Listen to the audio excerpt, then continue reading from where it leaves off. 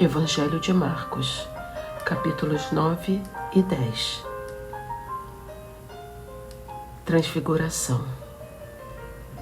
6 dias depois, Jesus tomou consigo a Pedro, Tiago e João e conduziu-os a sós a um alto monte e transfigurou-se diante deles. Suas vestes tornaram-se resplandecentes e de uma brancura tal que nenhum lavadeiro sobre a terra as pôde fazer assim tão brancas. Apareceram-lhes Elias e Moisés e falavam com Jesus. Pedro tomou a palavra. Mestre, é bom para nós estarmos aqui. Faremos 3 tendas, uma para ti, outra para Moisés e outra para Elias. Com efeito, não sabia o que falava, porque estavam sobremaneira atemorizados. Formou-se então uma nuvem que os encobriu com a sua sombra. E da nuvem veio uma voz: Este é o meu filho muito amado, ouvi-o. E olhando eles logo em derredor, já não viram ninguém, senão só a Jesus com eles. Ao descerem do monte, proibiu-lhes Jesus que contassem a quem quer que fosse o que tinham visto, até que o Filho do Homem houvesse ressurgido dos mortos. E guardaram esta recomendação consigo, perguntando entre si o que significaria ser ressuscitado dentre os mortos. Depois lhe perguntaram: por que dizem os fariseus e os escribas que primeiro deve voltar Elias? Respondeu-lhes: Elias deve voltar primeiro e restabelecer tudo em ordem. Como então está escrito acerca do Filho do Homem, que deve padecer muito e ser desprezado. Mas digo-vos que também Elias já voltou e fizeram-lhe sofrer tudo quanto quiseram, como está escrito dele. O jovem epilético. Depois, aproximando-se dos discípulos, viu ao redor deles grande multidão e os escribas a discutir com eles. Todo aquele povo, vendo de surpresa Jesus, acorreu a ele para saudá-lo. Ele lhes perguntou: que estás discutindo com eles? Respondeu um homem dentre a multidão: Mestre, eu te trouxe meu filho que tem um espírito mudo. Este, onde quer que o apanhe, lança-o por terra a ele e espuma, range os dentes e fica endurecido. Roguei a teus discípulos que o expelissem, mas não o puderam. Respondeu-lhe Jesus: Ó geração incrédula, até quando estarei convosco? Até quando vos hei de aturar? Trazei-mo cá. Eles o trouxeram. Assim que o menino visitou Jesus, o espírito o agitou fortemente, caiu por terra e revolvia-se espumando. Jesus perguntou ao pai: há quanto tempo lhe acontece isto? Desde a infância, respondeu-lhe. E o tem lançado muitas vezes ao fogo e à água para o matar. Se tu, porém, podes alguma coisa, ajuda-nos, compadece-te de nós. Disse-lhe Jesus: se podes alguma coisa, tudo é possível ao que crê. Imediatamente exclamou o pai do menino: creio, vem em socorro à minha falta de fé. Vendo Jesus que o povo afluía, intimou o espírito imundo e disse-lhe: Espírito mudo e surdo, eu te ordeno, sai deste menino e não tornes a entrar nele. E gritando e maltratando-o extremamente, saiu. O menino ficou como morto, de modo que muitos diziam: morreu. Jesus, porém, tomando-o pela mão, ergueu-o e ele levantou-se.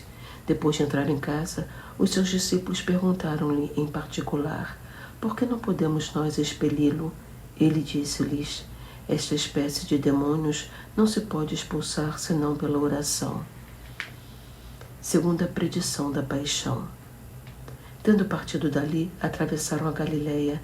Não queria, porém, que ninguém o soubesse, e ensinava os seus discípulos: o Filho do Homem será entregue nas mãos dos homens e matá-lo-ão, e ressuscitará 3 dias depois de sua morte.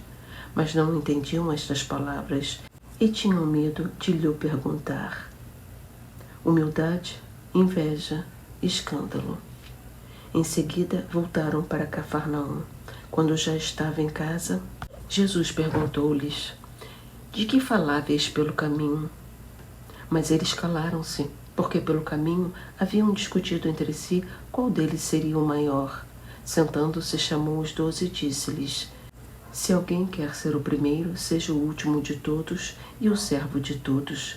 E tomando o menino, colocou-o no meio deles, abraçou-o e disse-lhes: Todo o que recebe um destes meninos em meu nome, a mim é que recebe, e todo o que recebe a mim, não me recebe, mas aquele que me enviou. João disse-lhe: Mestre, vimos alguém que não nos segue expulsar demônios em teu nome, e lhe o proibimos. Jesus, porém, disse-lhe: Não lhe o proibais, porque não há ninguém que faça um prodígio em meu nome e em seguida possa falar mal de mim. Pois quem não é contra nós é a nosso favor, e quem vos der de beber um copo de água porque sois de Cristo, digo-vos em verdade, não perderá a sua recompensa. Mas todo o que fizer cair no pecado a um destes pequeninos que creem em mim, melhor que fora que uma pedra de moinho lhe fosse posta ao pescoço e o lançassem ao mar. Se a tua mão não for para ti ocasião de queda, corta-a. Melhor te é entrardes na vida aleijado do que, tendo duas mãos, ireis para a geena, para o fogo inextinguível, onde o seu verme não morre e o fogo não se apaga. Se o teu pé for para ti ocasião de queda, corta-o fora. Melhor te é entrares coxo na vida eterna do que, tendo 2 pés, seres lançado à geena do fogo inextinguível, onde o seu verme não morre e o fogo não se apaga.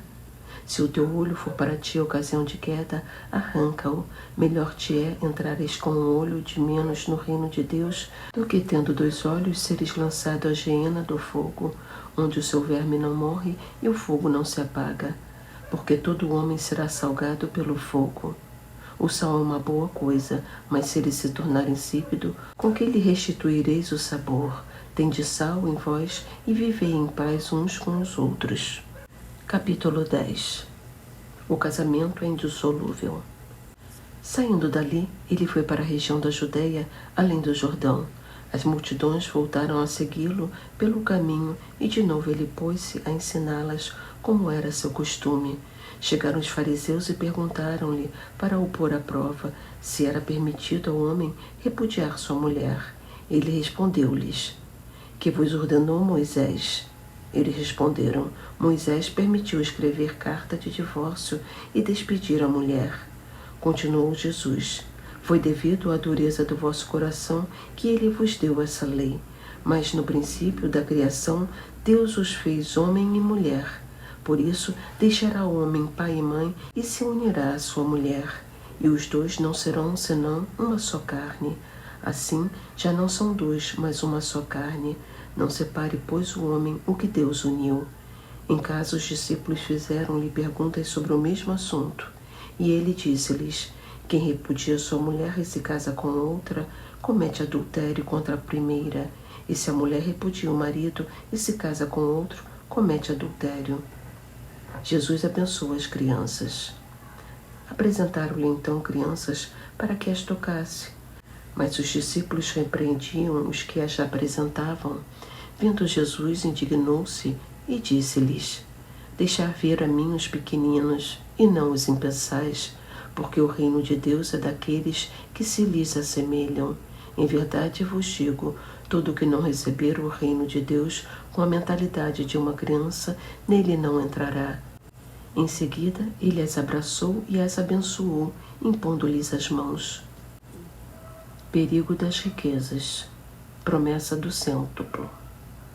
Tendo ele saído para se pôr a caminho, veio alguém correndo e, dobrando os joelhos diante dele, suplicou-lhe: Bom mestre, que farei para alcançar a vida eterna? Jesus disse-lhe: Por que me chamas bom? Só Deus é bom. Conheces os mandamentos: Não mates, não cometas adultério, não furtes, não digas falso testemunho, não cometas fraudes, honra pai e mãe. Ele respondeu-lhe: Mestre, tudo isso tenho observado desde a minha mocidade. Jesus fixou nele o olhar, amou-o e disse-lhe: Uma só coisa te falta. Vai, vende tudo o que tens e dá-o aos pobres e terás um tesouro no céu. Depois vem e segue-me. Ele entristeceu-se com estas palavras e foi-se todo abatido, porque possuía muitos bens. E olhando Jesus em derredor, disse a seus discípulos: Quão difícil entrarão no reino de Deus os ricos. Os discípulos ficaram assombrados com suas palavras, mas Jesus replicou: Filhinhos, quão difícil é entrarem no reino de Deus os que põem a sua confiança nas riquezas. É mais fácil passar o camelo pelo furo de uma agulha do que entrar o rico no reino de Deus. Eles ainda mais se admiravam, dizendo a si próprios: Quem pode então salvar-se? Olhando Jesus para eles, disse: Aos homens isto é impossível, mas não a Deus, pois a Deus tudo é possível. Pedro começou a dizer-lhe: Eis que deixamos tudo e te seguimos. Respondeu-lhe Jesus: Em verdade vos digo, ninguém há que tenha deixado casa ou irmãos ou irmãs, ou pai ou mãe, ou filhos, ou terras por causa de mim e por causa do Evangelho, que não receba já neste século 100 vezes mais casas, irmãos, irmãs, mães, filhos e terras, com perseguições, e no século vindouro a vida eterna. Muitos dos primeiros serão os últimos, e dos últimos serão os primeiros. Terceira predição da paixão. Estavam a caminho de Jerusalém, Jesus ia diante deles. Estavam perturbados e o seguiam com medo. E tomando novamente a si os 12, começou a predizer-lhes as coisas que lhe haviam de acontecer. Eis que subimos a Jerusalém, e o Filho do Homem será entregue aos príncipes dos sacerdotes e aos escribas. Condená-lo-ão à morte e entregá-lo-ão aos gentios. Escarnecerão dele, cuspirão nele, açoitá-lo-ão e hão de matá-lo. Mas ao terceiro dia ele ressurgirá. Pedido de Tiago e João. Aproximaram-se de Jesus Tiago e João, filhos de Zebedeu, e disseram-lhe: Mestre, queremos que nos concedas tudo o que te pedimos. Que quereis que vos faça? Concede-nos que nos sentemos na tua glória, um à tua direita e o outro à tua esquerda. Não sabeis o que pedis? Retorquiu Jesus. Podeis vós beber o cálice que eu vou beber, ou ser batizado no batismo em que eu vou ser batizado? Podemos, asseguraram eles.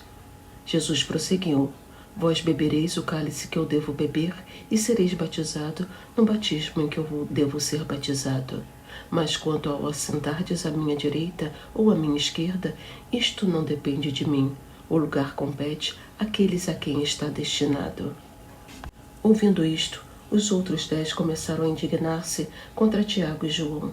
Jesus chamou-os e deu-lhes esta lição: Sabeis que os que são considerados chefes das nações dominam sobre elas, e os seus intendentes exercem poder sobre elas. Entre vós, porém, não será assim. Todo o que quiser tornar-se grande entre vós, seja o vosso servo, e todo o que entre vós quiser ser o primeiro, seja escravo de todos. Porque o Filho do Homem não veio para ser servido, mas para servir e dar a sua vida em redenção por muitos. Cura de Bartimeu. Chegaram a Jericó. Ao sair dali, Jesus, seus discípulos e a numerosa multidão estava sentada à beira do caminho, mendigando.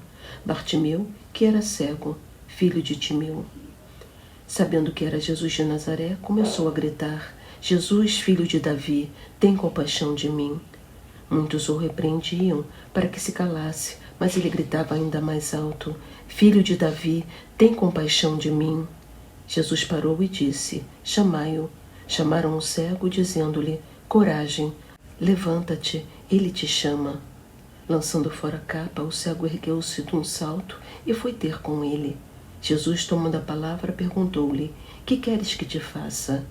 Rabone, respondeu-lhe o cego, que eu veja. Jesus disse-lhe: Vai, a tua fé te salvou. No mesmo instante, ele recuperou a vista e foi seguindo Jesus pelo caminho.